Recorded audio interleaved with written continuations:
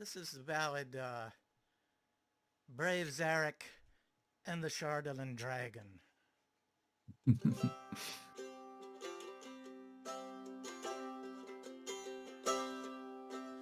duergar Sunblight dreamed an evil dream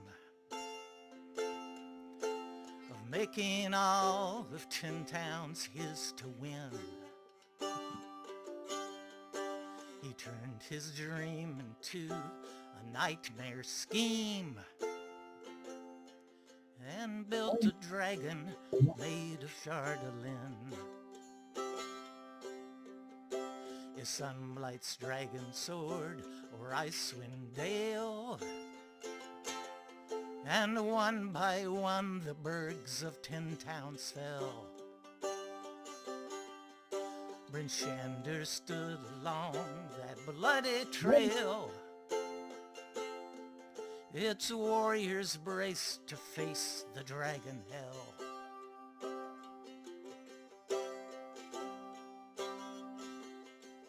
Brave Zarric and his party chose to fight to stop the dragon's rampage through the land. With Jant and Bryn lay snow long by his side, Valin Gadon both strengthening his band. The dragon breached the walls high overhead. Bryn Shander's archers' arrows left no mark. A chain ballista snared the dragon dread.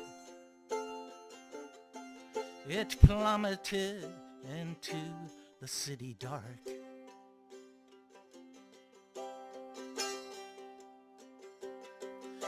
Zarric's band ran toward the dragon's path. Gadon and Brynley fought the duergar dark. To save Bryn Shander townsfolk from their wrath, as Zarric rushed on toward the fateful mark. The others' forward press again did break. Ensorcelled townsfolk blocked the bloody way. Valin and Jantin's blows these foes did rake, as snow pursued brave Zarric to the fray.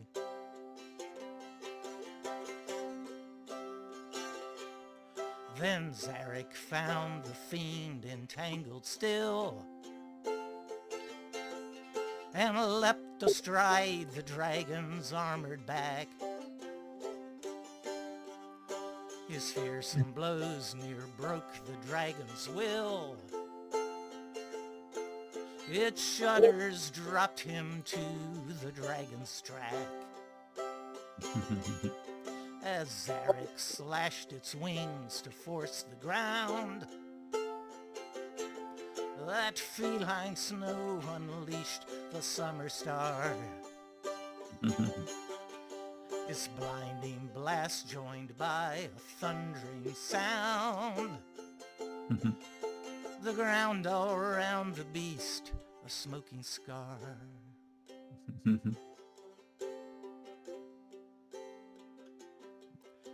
Yet still the dragon stood its broken form,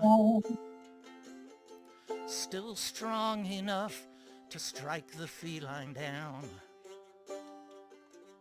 The clearing smoke gave cause for all to mourn. Brave Zarric's fallen form, his great renown.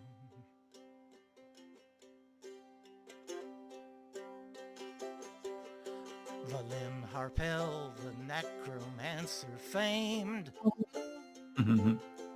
did cast a spell of banishment upon the wounded dragon Zarric had thus tamed. The beast back to its rightful plane was gone. No tears for Zarric would he have you shed. His honor was upheld that fateful day. He saved 10 towns from dangers dark and dread, and earned himself the hero sobriquet.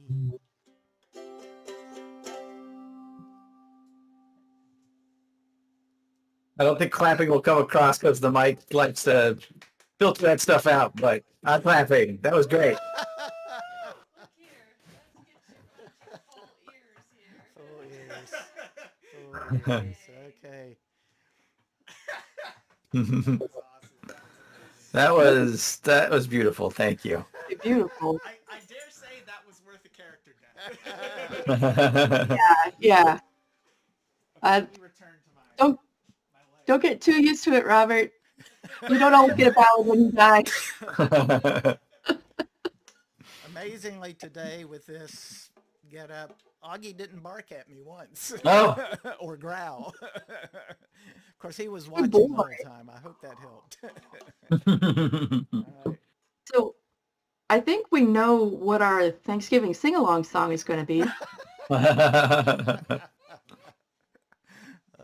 gosh. No, seriously, I look forward to learning it and singing it. So I can happily geek out about the process and details of writing that ballad if asked. Oh, I'm very curious. Oh, it's a geeky song. Well, okay, I'll just tell you. I started on it Saturday. I think by the time we got back Tuesday, I was mostly done. Added a little more, a couple verses. It's 11 verses long. Early on, I decided I would use what I knew about creativity, that creativity is easier under constraints than without constraints. Mm-hmm. So I decided that it would be, what's the meter? Iambic pentameter. Okay. It would be an A-B verse scheme with perfect rhymes. And the only thing I didn't know at the outset was melody. Melody can be tricky, and for this I didn't have it. But then I thought, well, that's okay. You can steal a melody. so I thought, first I thought, well, what are ballads that I know of? And I thought of Barbara Allen, and that didn't quite work. And then what popped into my mind was a song I did know. It's not a ballad necessarily, but as I hummed it, it seemed like, oh, that would work. And then I started listening more carefully to it, and I realized this song is in iambic pentameter. It's going to work. And then later I realized it was a song by Richard Thompson. Richard Thompson, wonderful guitarist and singer-songwriter from England, who for many years was with Fairport Convention. And with Fairport Convention, Richard Thompson has ballads baked into his bones. So I trusted it completely at that point. So that's the behind-the-scenes story. Nice. I got a question. So I was raised, listening to and singing folk music, but I don't know the actual definition of a ballad. I don't either. You know it when you hear it. Did you know there's a subgenre called a murder ballad? Oh yeah, Southern murder ballads are a big thing, especially at Halloween. People love to. Yeah. The Folk Alley Halloween Scream Stream, which is a live streaming Halloween music channel, lots of murder ballads on there, tons and tons. What would the Kate Morgan song that God, what's her name? Oh, East Ellis. Yeah, would that be considered a murder ballad? In a way it might be, yeah, although it's also more of a ghost yeah, story. it's very gothic, yeah. Yeah, right. It's not clear on that one who murdered. In the murder ballads, it's usually typically very clear who was killed. It's either the murderer confessing to it, or it is the person who was killed calling them out. From beyond the grave, of course. Indeed. Yeah, but I don't know. Ballad, yeah, one damn verse after another. They typically don't Okay. have pop song structure, Right. verse, chorus. It's usually just verse, verse, verse, verse. It's just No it's refrain, no chorus. Yeah. Now this Richard Thompson song, I wish I could have done the bridge that he does, because it's a lovely modulation to a different key and back, very skillfully done. But that would have taken more time than I had to figure out. 'Cause then it sort of changes the structure too. I'm going to shed some layers because this That's fair. is hot.